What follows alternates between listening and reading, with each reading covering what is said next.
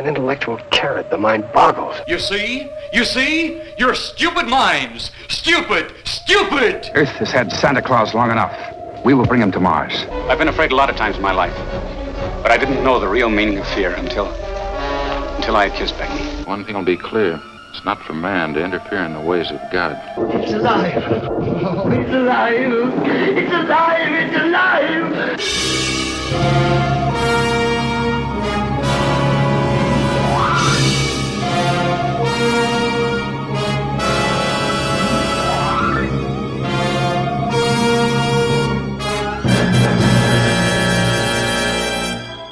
Good evening, everybody, and welcome to Earth vs. Soup, episode 102. I'm Aaron Pollier. And I'm Darlene. Now, last time we did say exactly what we were going to watch, and it's called These Are the Damned, or The Damned, from either 1961 or 1963. We'll talk a little bit about that in a second. It's a Hammer horror film, and it was done in conjunction with Columbia Pictures, because at some point, Hammer decided to make a picture deal with Columbia to have distribution for films, and they decided to try to make some films that would be more widely acceptable rather than just straight up horror. This film's kind of intense at times. It was The Damned in UK, and it was 94 minutes long for the UK's version. The United States, it came out as These Are the Damned, and that was released in 1965. So all this is released years after it was filmed. Yes. And I guess there's lots of edits that were done originally for it to get released. The reason why it has these like weird release dates is that film censors lost their shit with this movie for some reason. It was X-certificated in the UK, which in 1951 to 1970 is age 16 and over. Yeah, so first of all, yes, it had an X rating, but folks, that doesn't mean what you think it means. It's kind of like an R rating in the United States. And is there violence in this film? A little. Today it would be, what is it? This would be a PG. This would be a straight up PG movie today. It wouldn't be a PG-13? Maybe PG-13. Just because of the context. Because of the context of what's going on. Maybe PG-13. And I think that's the bad part about the reason why they got it. The film was for at the time, 170,000 pounds. Yeah, and we estimate, now remember, converting between pounds then and pounds now and then going to dollars, there's a lot of wiggle room in this because of comparative buying power of pounds and dollars. But a really rough estimate would be a budget of, in modern dollars, of about $2.8 million.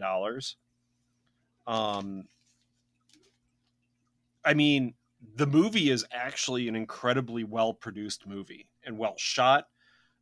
Before we even get into the plot, we can say for certain that the acting in this was great. Top-notch. They got very good actors to portray these characters. There was one error that we caught in it.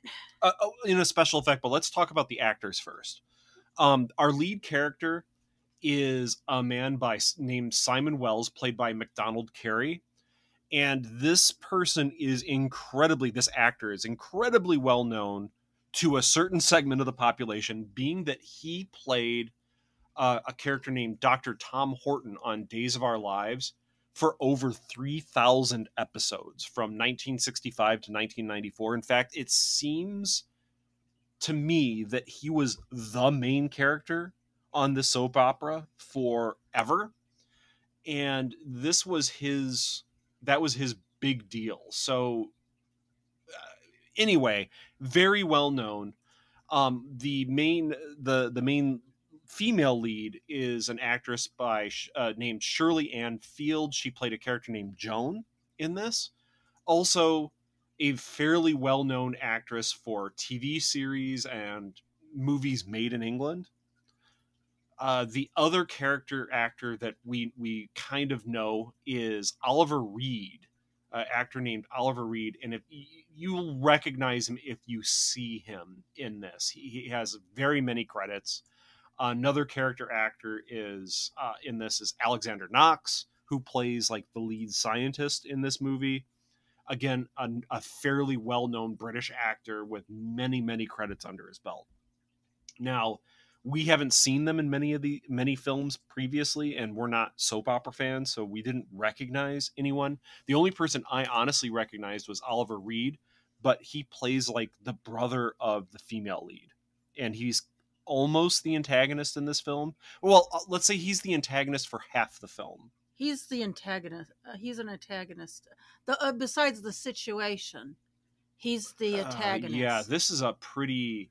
The situation is the antagonist, but you don't get to it until halfway through the movie. So before we even get into the plot, again, we should also say that this is a bit different from some of the films that we've done in the past. Most of the films, this is barely science fiction. It is science fiction, though. It is.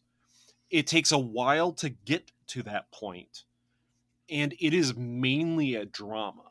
So if you are not prepared, well, I mean, if you're expecting to have UFOs, ray guns, and weird crap happening all the time in this film, you're not going to want to watch this film. This is a drama first and foremost, and it has a tiny little bit of science fiction in it.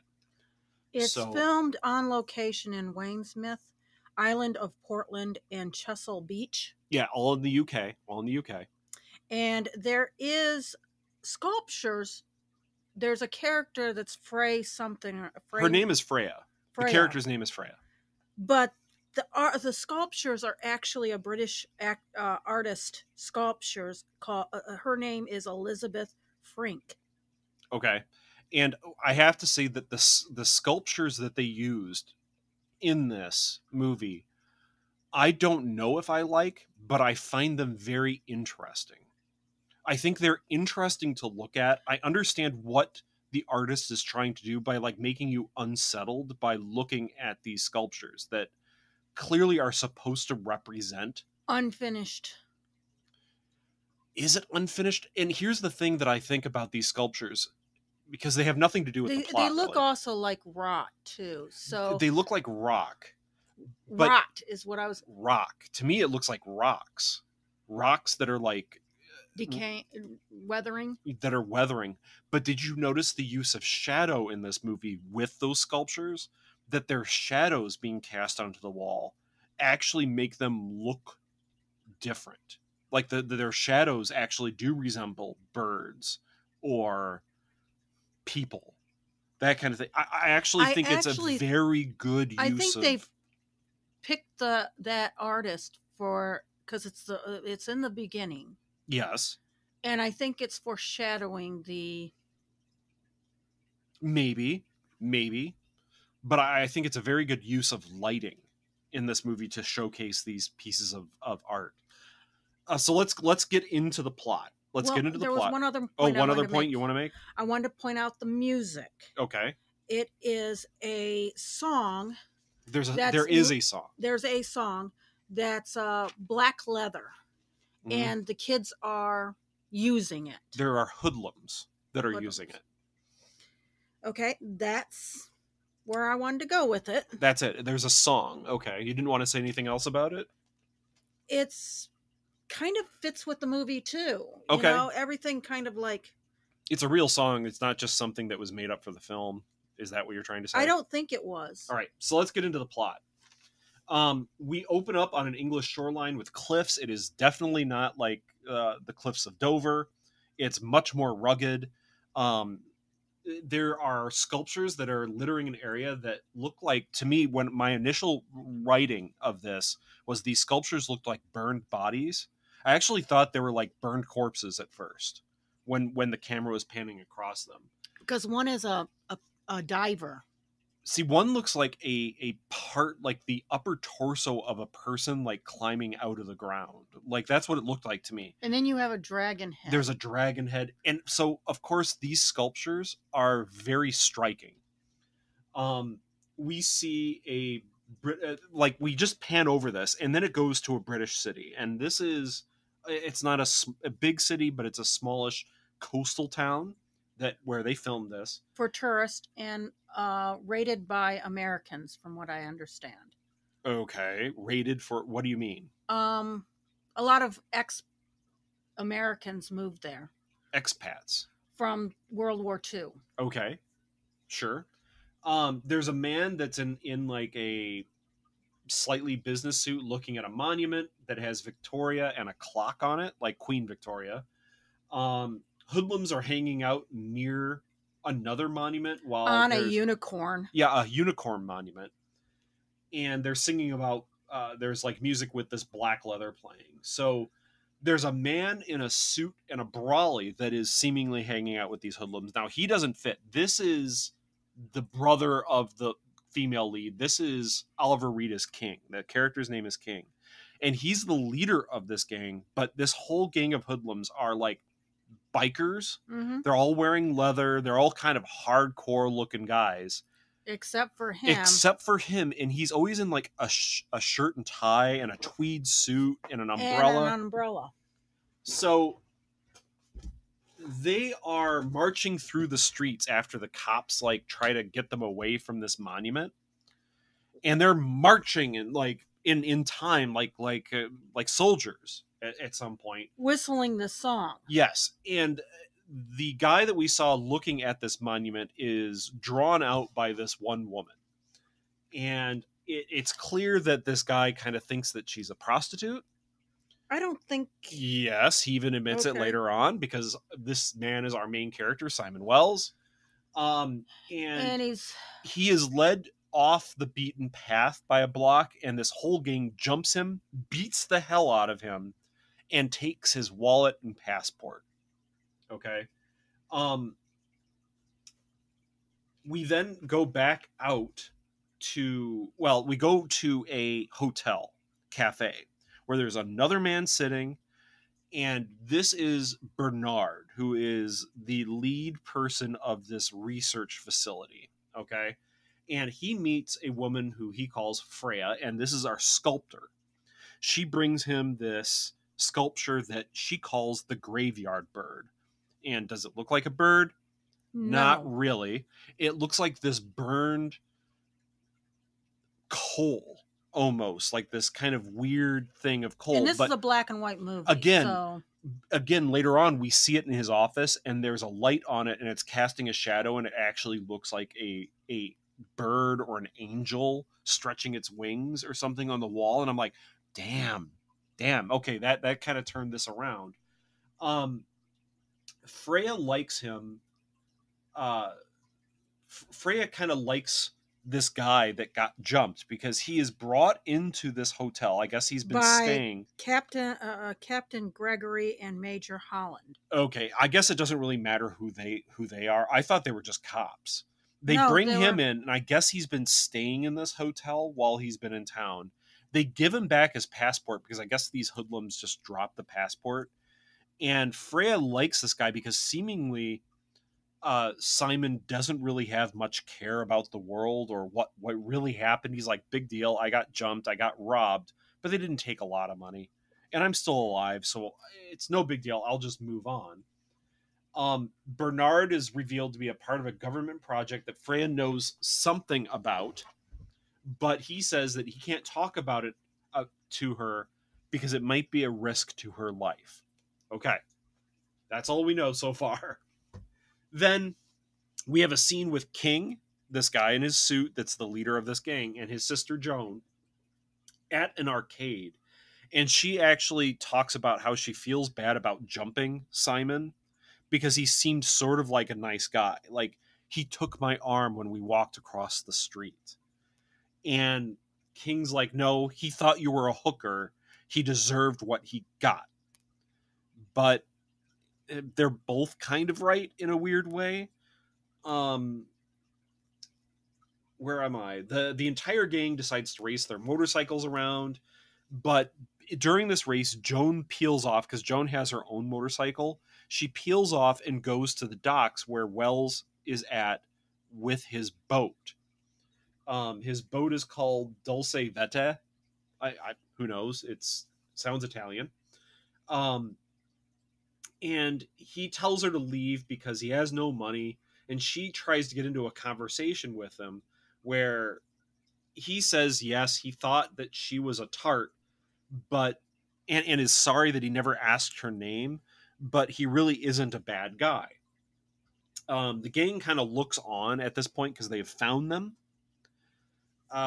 They tell her that she needs to get off the boat, that Wells needs to get away, and the gang pulls knives on Wells. And here's where I thought, boy, this guy's an American. He's flying an American flag, which, by the way, has 48 stars on the flag. Even though it's 2 years ago, it would have went to 50. It would have went to 50 stars and in I go, 1959. Well, I could explain it. Maybe he's been traveling for the 2 years. And that's the only flag that he has. I know. It just felt a little weird to me seeing in 1961. Or it could have been the British. Just they didn't have a different flag. Yeah, it's a mistake, but it's a minor one. And I'm going to point it out because there are some mistakes in this movie. The gang threatens him and mocks him as he throws off the dock and takes off. Because, I mean, hey, you have like a dozen guys with knives threatening you and laughing at you. Yeah, you are going to move on. But I said, man, he's an American. He's got guns on that ship. But Joan runs down the street and then like makes a leap of faith really into his boat by saying he can't really be that bad of a guy. Maybe she needs to give him a chance, because later on we learned that she's never really had a real relationship because her brother's been incredibly controlling, overprotective and is a thug really to all of her boyfriends. And well, he's a thug anyway. Yeah, King is a thug, but here is where it gets a little gritty. Wells isn't a good guy, not really. I mean, he's better than her brother by any stretch of the imagination. But Wells does get handsy with Joan at this point and kind of forces himself on her. There's not sex, but he's like kissing her and grabbing her, and she tells him to take her back to the shore.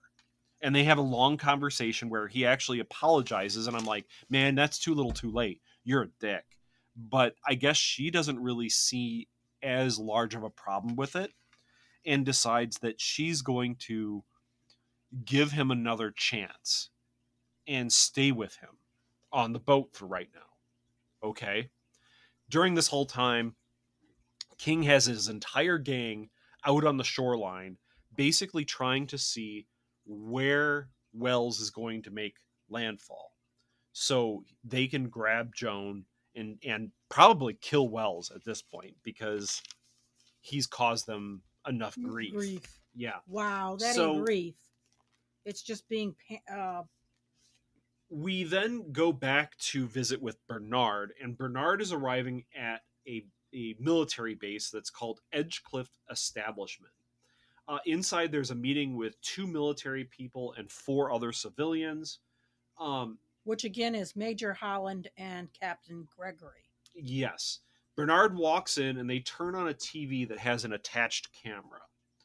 And Bernard's transmission is being sent to a classroom where there are 9 children in there.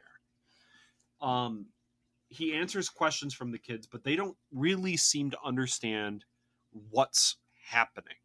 Like, why they're in this place, why they don't ever see adults, except for him. But they're asking. Yeah, they're asking very sensible questions. The kids are very well spoken. They're clearly educated. They're all in uniforms, but they seemingly are in a situation where there are no adults. Now, mind you, these kids are like maybe 9 or 10. They're not like teenagers. They said 11. Okay, at 11? Victoria says they're all 11-year-olds. Sure. I guess that's possible. I guess that's possible. So, I guess I won't argue against that point with the later knowledge that we have. That I guess that's fine. I thought that there were like 9 or 10. Anyway, he answers questions from them, but they seem to not really understand what's going on. And then we go back to Wells and Joan, and they make landfall near this facility and start exploring. They find where the sculpture lady lives, and they break into her because Joan's been there before. Joan's been there before, and they break into her cottage to spend the night. Is it implied that they have sex? Yes. Okay. It's implied because they're in bed. They're in bed, but they're not totally undressed. Like, it seems like they're fairly dressed still. Yes, it's 1961. They're not going to show them like disrobing and all that, of course. But that's why I questioned whether they really had sex or they were just sleeping in the same bed together. I think. You think it, and I'm like, it could go either way. Because the artist calls them Romeo and Juliet. Yeah, that's fine. That's fine. So, Joan has been around here a few times. Wells asks her to marry him, and this is kind of out of the blue. And I went, wait a second, where is this coming from? And he's been married before. He's been married before. He starts explaining himself. He goes, I've been married before. I've had a relationship. I've gone through all of this stuff. But you're the first woman that he's felt quietness with for some reason. And whatever that means, folks, whatever that means. He's never really felt quiet with someone before. The sculptor comes back that night and Wells and Jones hide. Okay. She immediately knows that somebody's been in her cottage. And then King shows up as well. He walks in and doesn't leave when asked. King is asking about whether she knows where her sister and this man are. And she's like, I don't know what the hell you're talking about. I think people have been here, but I don't know where they came from or where they are right now. And he's looking around. They're clearly not in the cottage anymore. They really aren't in the cottage anymore.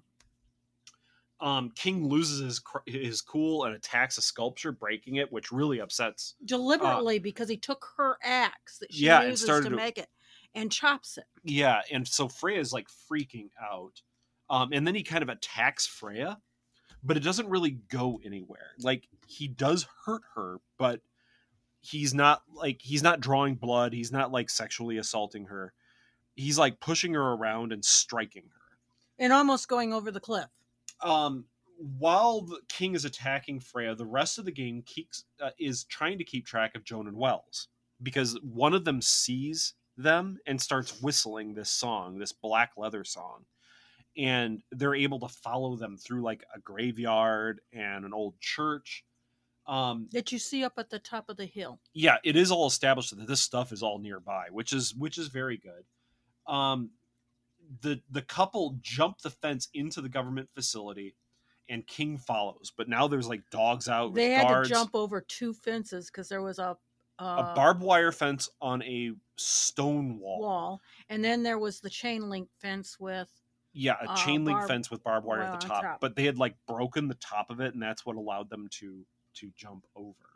Well, she first touches the does this, and it almost looks like does this, you say on an audio podcast. Puts the hands up onto the fence. Yeah. Like it's deliberately knowing that it's going to trigger off something. Yeah, and the alarms trigger. All of the guards come out with dogs, etc., etc. But while they're running around, Joan slips down a cliff with Wells. Yes. Right?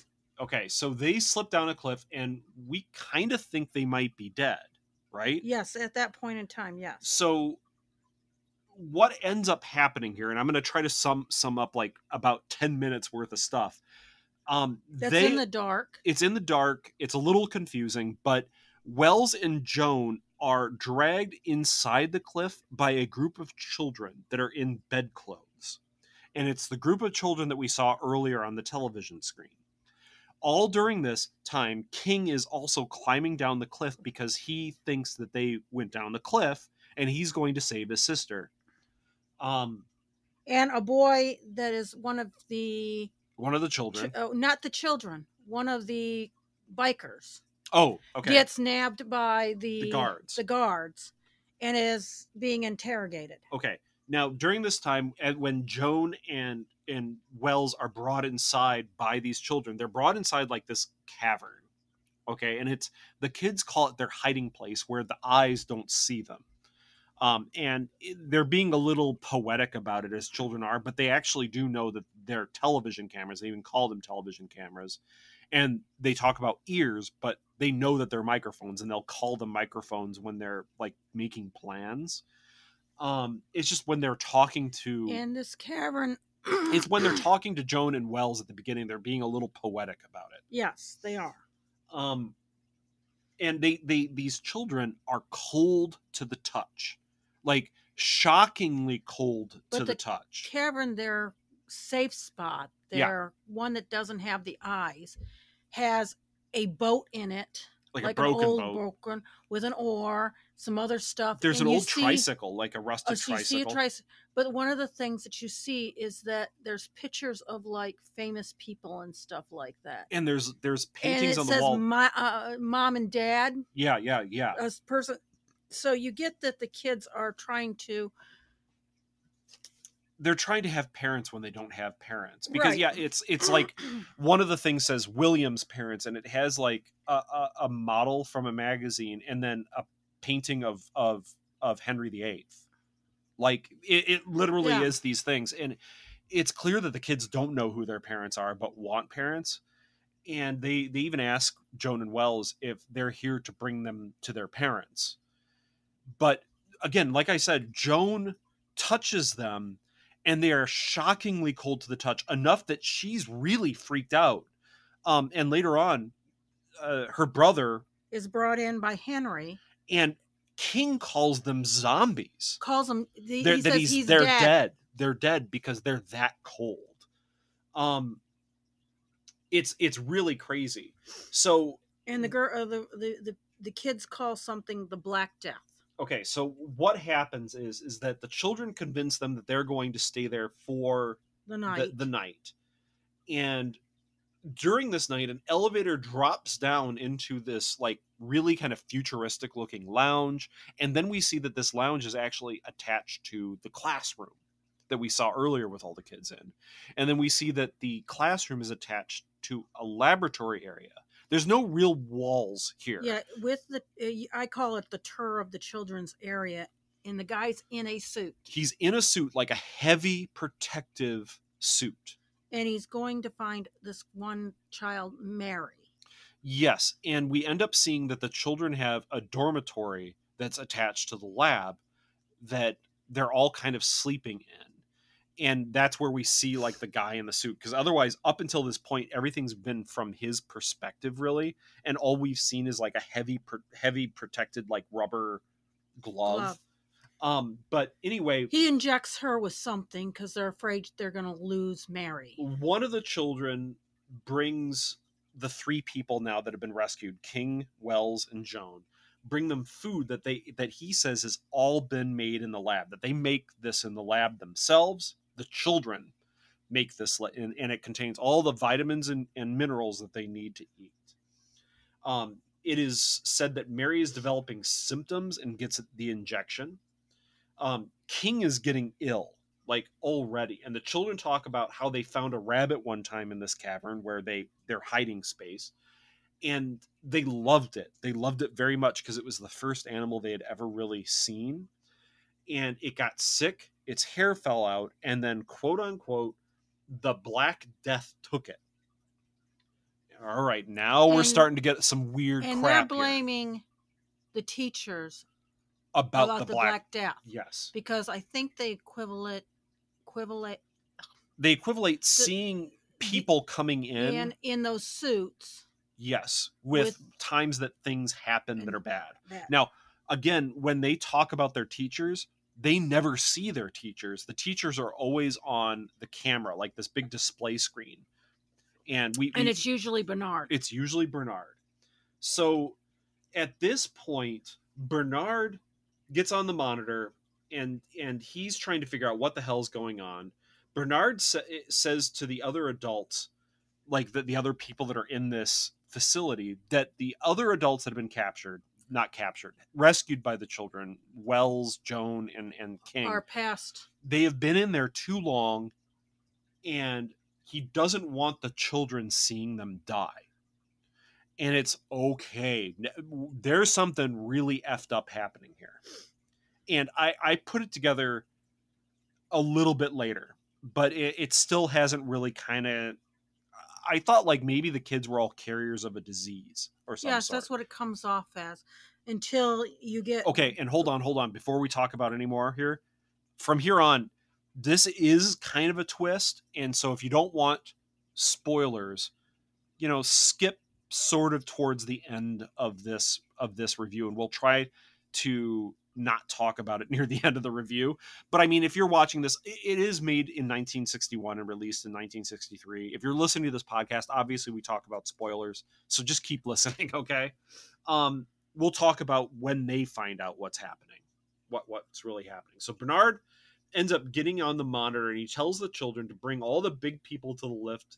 Otherwise, he'll take their hiding space away. Now, there was a conversation between Bernard and the two military people by saying children need to have their secrets. This, allowing them to have their hiding space, is good for their psychological well-being. And we know that they're there, but we also want the kids to feel like they can hide things there in order for them to develop naturally, right? Like kids have things that they want to keep secret from the adults. And that makes sense. It seems like Bernard's actually being caring, where and the you military... find out he kind of is. He kind of is. Actually, I'd say that Bernard, even though he does awful things later on in the film, is arguably the most moral person there, like involved in all of this, which is...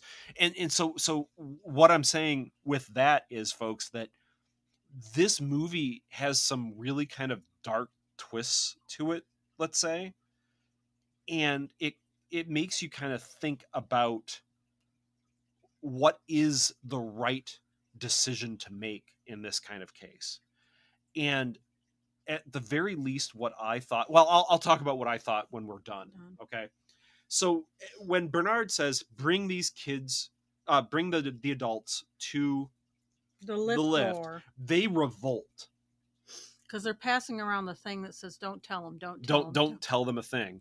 And they revolt and break the cameras and like, or cover them with cloth or something so no one can see anything. Now, Bernard ends up sending 3 people down in these heavy protective suits. And that's where I go, all right, I know what's going on. I've put it together. And it's because we see these 3 people in these suits, and I see what's on one of their belts. One of there's 2 that have stun guns. Not stun guns, Sten guns, like they're submachine guns. They're British submachine guns. And on one of their belts is a Geiger counter. And I went, oh, crap. Yep. Okay, so these 3 people come down. The kids are revolting. King ends up taking out one of these guys and takes his gun. He then guns another down, killing him. It's implied that the first guy is dead, but it's possible he's not. He guns the second guy down. He is definitely dead. And then beats the hell out of... Well, no, he doesn't. It's Wells takes out this third guy, rips off his helmet, and this guy's freaking out. Utterly freaking out. Wells grabs the Geiger counter. Yes. And turns it on, and it's clicking away. And he goes, give me my helmet. You're dead already. And King says, well, let's make it fair then. And he kicks the helmet away. And this guy looks dejected at this point. He's like, oh, crap. I'm dead. Yeah, and it's one of the... And he says that basically... Wells thinks he brings the Geiger counter next to the kids. And the kids are clicking away even more than the background. Like the background's already like there's lots of radiation. And he thinks it's the clothes. He goes, kids, get out of your clothes. And the kids are like, but sir, we are not allowed to take off our clothes next to each other. And they're being like very proper about it. Like, okay, is this like a nudity taboo? No, it's not. The kids start taking off their clothes and the Geiger counter starts clicking even heavier. And I looked over you and I said, the clothes are actually shielding everybody else from the children. And Wells puts it together at the same time. He goes, oh crap, the kids are radioactive. How are they not dead? And the kids have been around since they were infants. So it's not. That's told later on when Bernard speaks to Freya. Yeah, we'll get to this. So Wells, King, and Jones still want to get the kids out of there because they're like, these kids are being kept in like a cave. Yes, it's a well-furnished cave.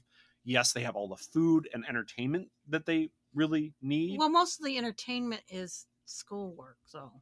Yes, but it seems like they are incredibly well educated for their age as well, because there's like logarithmic functions up on the blackboard and all that. They get out. They are actually able to escape from the cave through this air grate.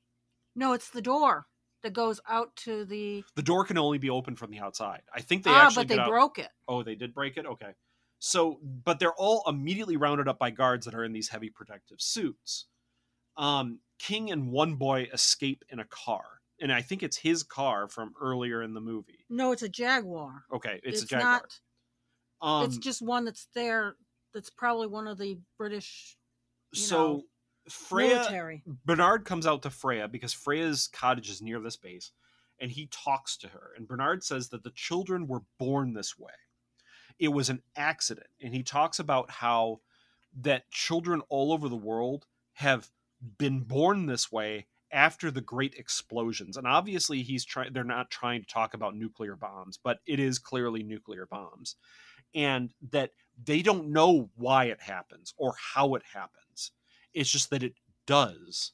And if they could figure it out, they would reproduce this effect because it is good for the future. And Freya is like, how in the hell is this good for the future? Because at this time, Freya kind of has been seeing everything that's been going on. Well, it looked awful because if you looked at it from her point of view, here's all these people in suits running after these kids that are screaming and crying for help.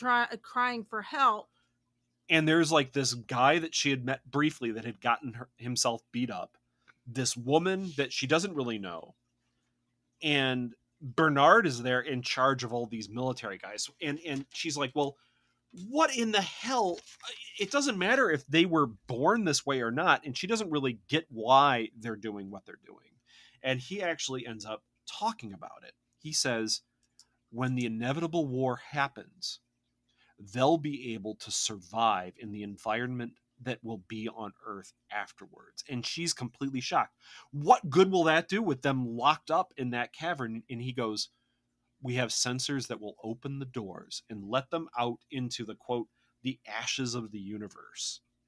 And they'll be able to thrive because they're immune to radiation. And he gives a number of about 300. That there's been like 300 kids born this way throughout the world.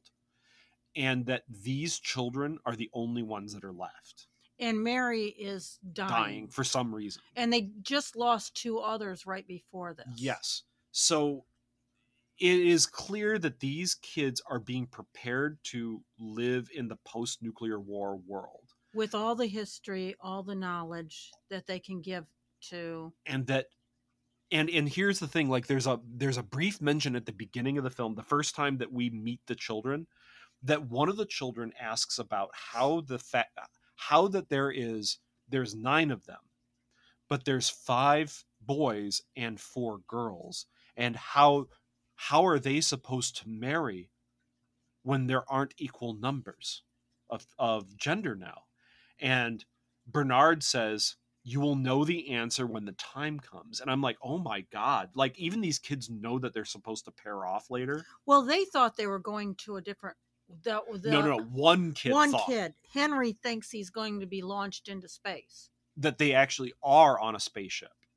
And that he thinks that they're actually on a spaceship. Even though he can look out and see the ocean and all that, he honestly thinks he's on a spaceship.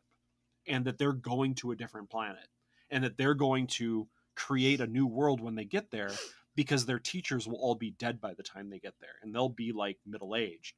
But yeah, it's really kind of depressing. Now, here's the thing.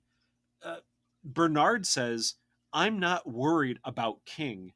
King is dead already. And then Joan and Wells will be dead before they meet any other people because of this radiation. And he told them to actually go back to your boat and leave. Bernard didn't care what they did because he knew they would be dead within like hours. And you got some great cinematography at this point. Oh, very good. And here's the thing. At this point, Bernard looks to Freya and goes, Freya, will you join us? Because we need to have compassionate people for this project. And she goes, I won't. And he goes, do you know what that means? And she looks at him and goes, that you're wasting what little time I have left. And she goes back to her sculpture. And that sculpture is like an angel.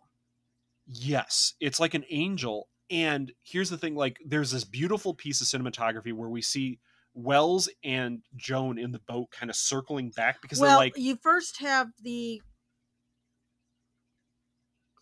Go ahead. No, it's that you have a scene with Wells and Joan in the boat, and they're talking about how they can't just leave the children. So they start trying to circle back. That's after the Yes, whole I'm thing talking of about King. things a little bit out of order because it doesn't really matter. They're circling back, and a helicopter drops down on top of them. Not onto the boat, but it's following them. And then, obviously, the movie is being filmed from a different helicopter that then peels off, and it's going back towards the cliff where Freya's cottage is. And you see Bernard pull out his Webley as the helicopter is approaching and shoot her dead as the helicopter flies over them. I'm like, brilliant shot. Before this scene of that, you have King and Henry's the little boy. Yes. Are followed by a helicopter. King stops the car and tells Henry to get out. The kid won't get out. The kid won't get out, and King is like, you're killing me. You're killing me. You're poison. And Henry just won't get out. So King just starts driving again until the helicopters pin him between two helicopters. And they're these big Korskis. They look like Sikorskis. I didn't look up what they were, but the helicopters pin him on the road. The guards grab Henry because Henry starts running. And then King's just like, screw it. I'm going to get back in the Jaguar. He does, starts driving, and the helicopters are chasing him down the road. And then King dies during this. There's a blockade over on the other side of the bridge. Is it a blockade? Yes, it is. Okay. And so he peels off on that bridge. On the bridge, and he's dead. But I thought, goes down. To me, it was more implied that he died at the wheel and just peeled off the bridge anyway. Because the helicopter then just flies away. Yes, the helicopter flies away. And then we have the ship, this shot of Joan and Wells, and that it's implied that they're dead now too. But then it goes back to the cliff, just showing the cliff, and we hear the children screaming for help. And then they pan to the beach where everybody is just there, like lounging, and you still hear the screams of the children off in the distance, like help us, we're and that's the end. But it's obvious that it's about the symbolism at the time, that the people on the beach aren't hearing the kids scream. It's more of the people that are on the beach and in this town that are nearby have no clue what's going on. And that's the end. Okay, so holy crap. My point is, I don't know why Bernard never informed Freya. Because it's top secret. She'd blab, she doesn't have security clearance, and she's living right by this place. But you're going to, if you're right next to the place, sometime, some way, it's going to get out. Well, yeah, but that's why that's why he kept a relationship with her, to make sure. So most of the time, the town thinks he's having an affair with her, because even Joan says, there's an artist here, and every once in a while there's the rich guy that owns this mansion there. Yeah, which is the project. So let's talk about the morality of all of this. Bernard did not create these children. No, the British government didn't create these children. No one created them. They were born this way. And you get that they are British kids. Yes. Yes, it is implied that all their parents were British, but it's also implied that their parents are dead. Yes, and Victoria, the one in charge of all the kids, always the bossy kid. The bossy kid. Says when she says that they're all 11 years old, she says we're born all in the same week. Mm-hmm. So they were all born from some sort of accident. That again, let's make sure everyone understands. Bernard and the British government are not at fault for these kids being born. No one seems to be at fault for it. It is a random occurrence that no one understands why it happened. But these children, through their own existence, are a danger to everyone around them because they will kill everyone around them because of their radioactivity. Now explain why they're cold to the touch. I don't know. That's just something. It's just something that they're not like robots. They're not dead. They actually are alive. They're aging. They're like normal human beings. It's just that they're cold and incredibly radioactive to the point where people are dying from radiation sickness from like 12 hours of exposure. It means their parents died just from being around them as a fetus, likely. Like it's very possible that the mothers only lived because of like some sort of like fetal cell who knows? We know that it wouldn't have happened. Yes. The kids would never have been born. I guess the entire point of the British government having this facility is to protect everyone from these kids, because they don't want to just kill kids. Killing kids isn't right. You don't do that. And it's clear that Bernard actually does care about these children. He wants to protect them. He wants to educate them for this inevitable war, right? But it's also, he's in the right for protecting society from them. But I think there has to be some sort of middle ground. Like the way the movie presents this, the kids are obviously unhappy, but you can't let them out into the public. No. So you got a dilemma. This is a moral dilemma. And now they know they're prisoners. That's what he says to Freya. He was wanting them to not know that they were prisoners, that they were here because they were part of something bigger, which is true. But now they're wanting to get out all the time, and their children, and everyone hearing a children cry for help, hearing a child cry for help, would want to help them, just like Wells and Joan did. And what would that lead to? The death of innocent people. More people. So it's like, is Bernard in the right? Sort of. Is he a good person? No, not really. He executes Freya himself at the end. Like, you can say that almost all of his actions in this film are rational to what he thinks is right. I'm not saying he's a good person. He's got his orders. I think he has his orders, and I don't think he's done anything inherently evil here until the end. I think with Freya, that's why he wanted her to join him, because he was going to have to, by orders, execute her. And he didn't want to do it. But he does it, which means that he's in the wrong in the end. He did say that he's a government man. Yeah. He's in the wrong in the end. What I'm saying is that there's a clear moral conundrum in this movie that's presented, and it's fuzzy enough to make me feel uncomfortable thinking about it. And the other dilemma I was trying to talk to you about is the thought of, what would you do if you were Joan and Wells? Wells. And this is where I would either come off as being immoral, or because I would hear those kids crying for help. Okay.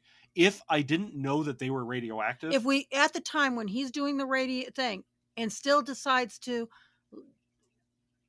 Okay. We're in the situation where we've got the Geiger counter. We now know it's the kids.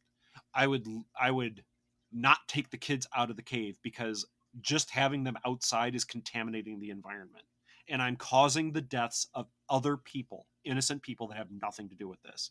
I would sit down and keep the kids company until I died, which would be in hours. But I wouldn't take the kids out of the cave, because that's like taking a uranium rod from a spent uranium fuel rod out. Like, it's like reactor I think the bad material. thing about Bernard is that he doesn't tell the kids what the problem with them is. They're 11 years old. And they don't know. But it's implied that he's waiting until they're older when they will understand it. I think with those kind of formulas that are up on the board, I think it's time to talk to them. No, well, it's not about the facts of what is wrong with them. And it's now, about the implications of what that means. And he doesn't think that they are actually ready for the knowledge that they will never be able to be around other people. Well, that is another issue. I'm talking about you can't go outside because you'll kill everything. You'll kill people. Again, you just won't kill people. You will kill people in hours of being exposed, and not just hours. The guy that comes down there in the suit and his helmet gets pulled off, he implies that even minutes worth of exposure to these kids is enough to ensure that you will die. I don't want to go blind. Like, these children are so radioactive that looking at them without protection will blind you. And that could also explain why what's his name runs off the because he's gone blind. Like, these kids are a danger. So is it right to keep children isolated? No. Is it right to keep a dangerous radioactive piece of material contained? Yes. That's the moral conundrum in this. Right? Yes, that is. And it makes me uncomfortable thinking about it because of that. These are children. They deserve love. They deserve freedom. They deserve all of this. But giving it to them will kill everyone. And so Bernard is trying to just prepare them to be the inheritors of the world in the worst case scenario. And otherwise keep their life as good as possible. As comfortable as possible in this, because it's not like they actually are wanting for anything except companionship with somebody else. They can't have pets.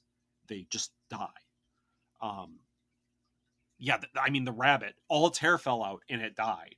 And then the Black Death came, which is the guys in the suits, because they had to take the rabbit away. Yeah, they had to take the rabbit away that was probably cooking from the microwaves. I don't know. God, this movie, it's grim, right? Because it ends with the kids stuck back in the cave, now knowing they're prisoners, and all of our main characters, except for Bernard, are now dead because of either radiation or being shot from knowing that there's radioactive children being stored underneath this cliff. What worked in this movie, Darlene? A lot of stuff. A lot of stuff worked in this movie. Okay, so maybe it was slow to the beginning, but I think it kind of needed that. The slow burn? Because after it hit the caves, you were like, everything was just happening really fast. Well, let's talk about what doesn't work first, because we can say most of this movie actually does work. So what doesn't work is that it's a little slow in the beginning, right? Like you said. I agree. I fully agree. What else? You have that chroma key thing. There's some really bad chroma key stuff happening that is an interesting way how it's failing, because an American flag sometimes is chroma keyed out to the background. And so you see the ocean through its stripes in parts of its stripes, which means there's two different colors of lighting on them from different directions on the scene, on like the characters and this American flag. That looked very fake because of it.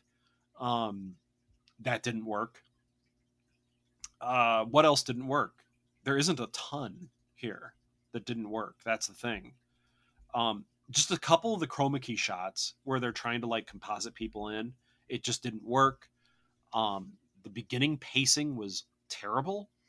I just wish I knew what the Bernard what the relationship between Bernard and Freya? Wells. Oh, Wells. Wells was, because it seemed like they were just passing acquaintances because Wells was an American in this town just visiting, and Bernard, I guess, had just met him a couple times in passing.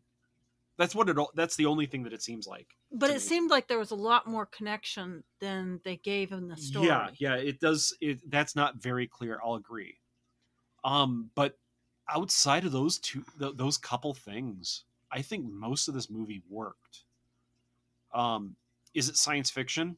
Yeah, it is in some of the best ways. It's science fiction, but that doesn't really come into.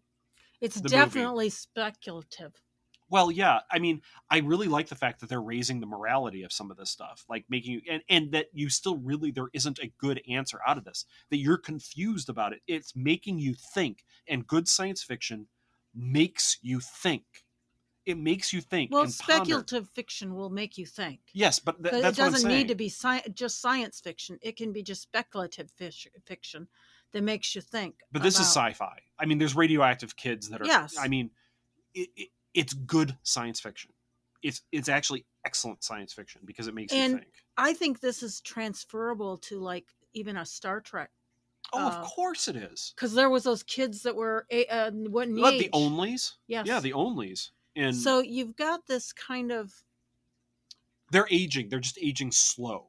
But once they hit 16, they hit puberty, which is an undefined, an undefined period of time in that. It's once they hit puberty. Once puberty starts, they age, like then they die and they go crazy while they're doing it. It's that whatever the engineered disease was on that planet in that Star Trek episode. Well, they were supposed to, in that episode, it was a thing to, I thought it was to it was to stop aging. Stop aging. And it did. It just stopped aging for all humans that hadn't hit puberty yet. And then you only aged at about a year a century. That's why there were some children there that were, still basically physically 5 years old, but had been around for 400 years.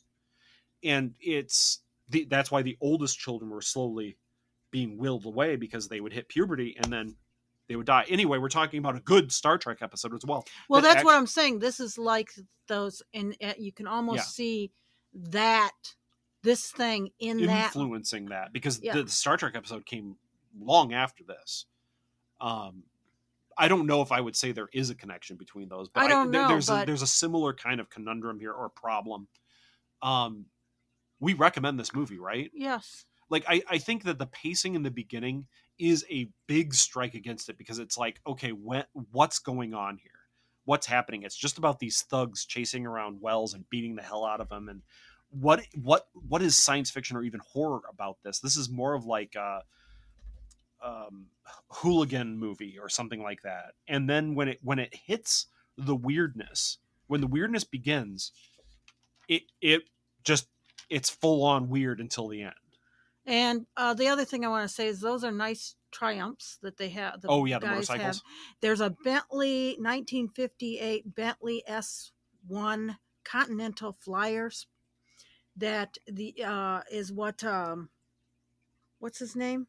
The main guy. King? Not King. Wells. Bernard owns. And then there's the Jaguar that's out front that King. That might be Freya's Jag. It could have been Freya's Jag. Yeah. So we do recommend it.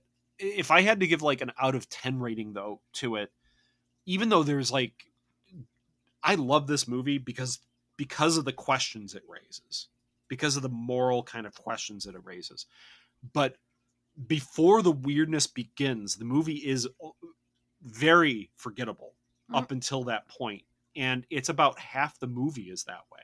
Yes. So I can't give this movie like a 10 out of 10 or a 9 out of 10. This is still like a 6.5 out of 10, because of the pacing is so weird and boring in the beginning.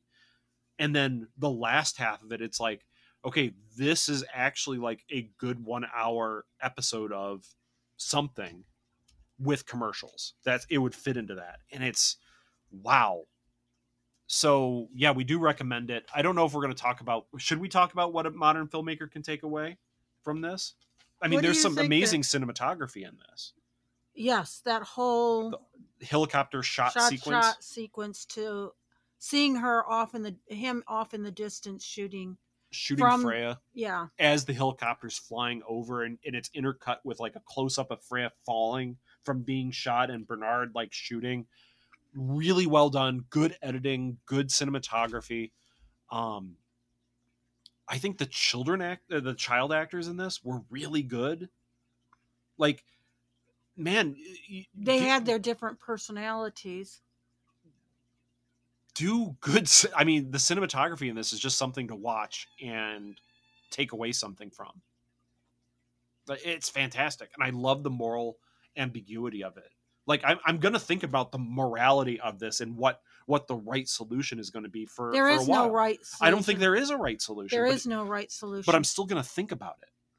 Yeah. And that's the sign of good science fiction. So we recommend it, folks. So we don't know what we're going to watch next time, but we're glad you tuned in to us. So I'm Aaron. I'm Darlene. Good night. And keep watching the skies.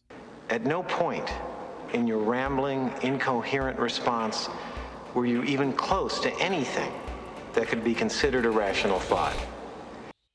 Thanks for listening to this episode of This Week in Geek. Hungry for more? Check out our website at thisweekingeek.net.